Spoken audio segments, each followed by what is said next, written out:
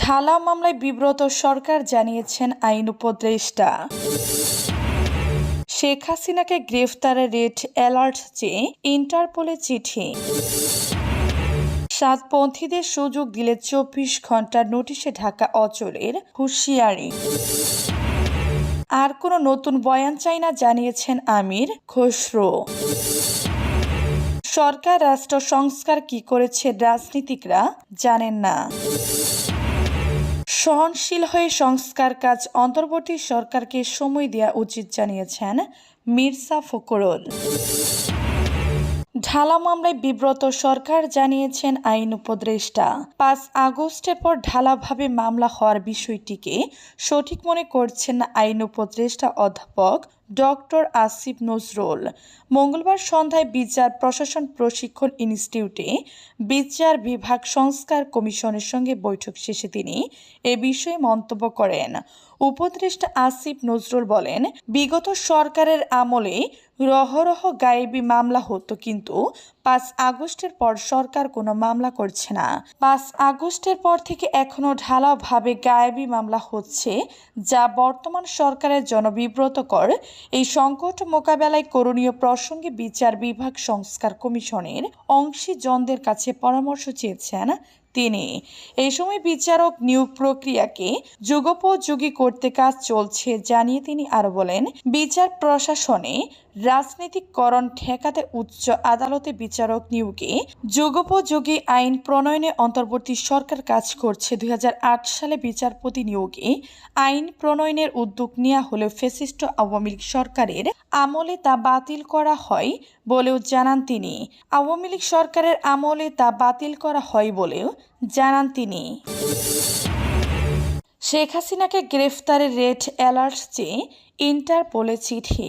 আন্তর্জাতিক অপরাধ ট্রাইব্যুনালের চিফ প্রসিকিউটর তাজুল ইসলাম বলেছেন, সাবেক প্রধানমন্ত্রী শেখ হাসিনার বিরুদ্ধে রেড অ্যালার্ট নোটিশ জারি করতে গত রবিবার ইন্টারপোলকে চিঠি দিয়েছেন tribunal.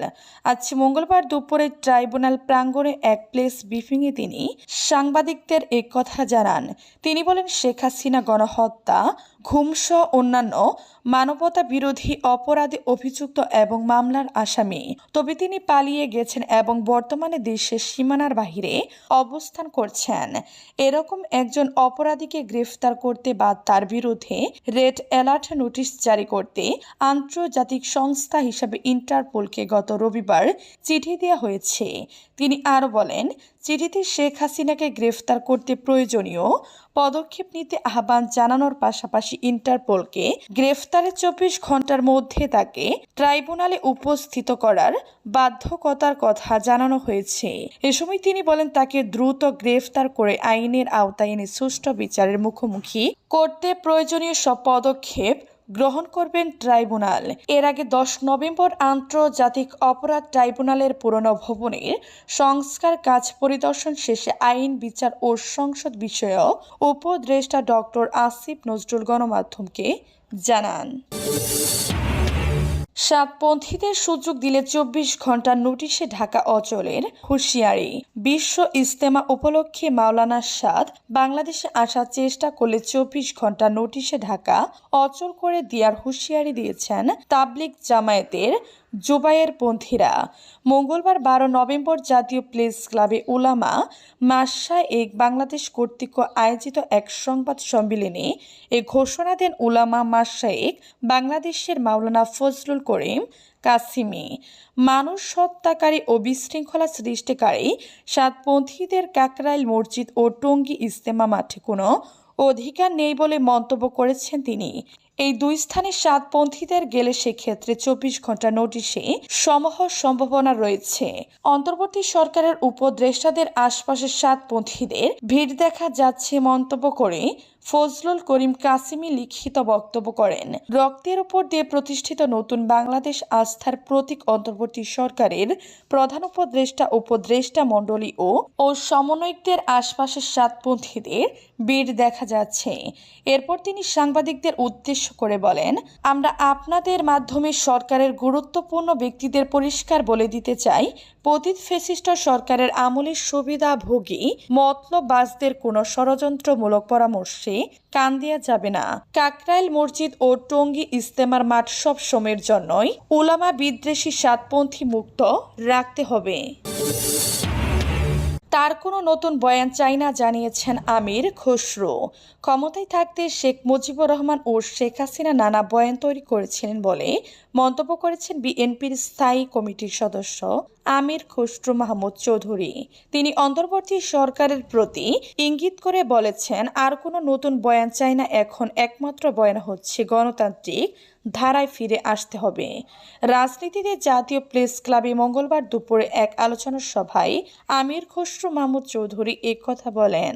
Voice of democracy and voter rights নামের একটি সংগঠন এই আলোচনা সভার আয়োজন করে টেক ব্রেক বাংলাদেশ নাগরিক ভাবনার শীর্ষক এই সভার মূল প্রবন্ধ উপস্থাপন করেন শাহজালাল বিজ্ঞান ও প্রযুক্তি বিশ্ববিদ্যালয়ের সাবেক সহকারী অধ্যাপক এম মুজিবুর রহমান। আমির খসরু বলেন, যত দ্রুত সম্ভব বাংলাদেশে একটি নির্বাচিত সরকার গঠিত হতে হবে, যারা জনগণের কাছে দায়বদ্ধ থাকবে, জবাবদিহি থাকবে। তিনি আরও বলেন, আপনি যদি নির্বাচিত না হন তাহলে আপনার তো কোনো দায়বদ্ধতা নেই, জবাবদিহি নেই। হাসিনার কোনো জবাবদিহি ছিল না, কারণ সে তো নির্বাচিত ছিল না। শেখ মুজিবুর রহমানের সময়ে উনি যে বাকশাল করেছিলেন একদলীয় শাসন, উনারা নির্বাচনের ধার করেনি, ওই জন্য বয়ান সৃষ্টি করা হয়। সে বয়ানে উনি দেশ চালিয়ে গেছেন, হাসিনা আরেক বয়ানে চালিয়ে গেছেন। আমরা আর নতুন বয়ান চাই না। সরকার রাষ্ট্র সংস্কার কি করেছে রাজনীতিকরা জানেন না। সংবিধানের সংস্কার সহ রাষ্ট্র সংস্কারে অন্তর্বর্তী সরকার কি করেছে রাজনৈতিক দলের নেতারা তা জানেন না। তাদের সঙ্গে কোনো আলাপ আলোচনা ছাড়াই সংস্কারের কাজ করা হচ্ছে। এই সরকার সব রাজনৈতিক দল সর্বস্তরের জনসাধারণের সমর্থন পেয়ে ক্ষমতায় বসেছে, কিন্তু 3 মাস পর তারা 3 জন উপদেষ্টা ভালোভাবে নিয়োগ নিতে পারেনি। উপদেষ্টাদের নিয়ে প্রশ্ন উঠেছে। ছাত্ররাই ক্ষুব্ধ হয়ে তাদের অপসারণের দাবি তুলে সময়সীমা বেঁধে দিচ্ছে। এভাবে চলতে থাকলে অন্তর্বর্তী সরকার ছাত্র জনতার অভ্যুত্থানের অভিপ্রায় বাস্তবায়নে কতটুকু সক্ষম হবে তা নিয়ে গভীর শঙ্কা সৃষ্টি হয়। আজ মঙ্গলবার সকালে ঢাকা রিপোর্টার্স ইউনিটি মিলনায়তনে সংবিধান সংস্কার শীর্ষক সেমিনারে রাজনৈতিক নেতারা এসব কথা বলেন। নাগরিক ঐক্য আলোচিত এই সেমিনারে সভাপতিত্ব করেন সংগঠনের সভাপতি মাহমুদুর রহমান মান্না। সেমিনারে মূল প্রবন্ধ উপস্থাপন করেন দলের সাংগঠনিক সম্পাদক সাকিব আনোয়ার। এতে বলা হয়, গত 53 বছরে 17 বার সংবিধান সংশোধন করা হয়েছে। মূলত দলীয় স্বার্থ চরিতার্থ ও ক্ষমতা কুক্ষিগত করার উদ্দেশ্যে এসব সংশোধন করা হয়েছে।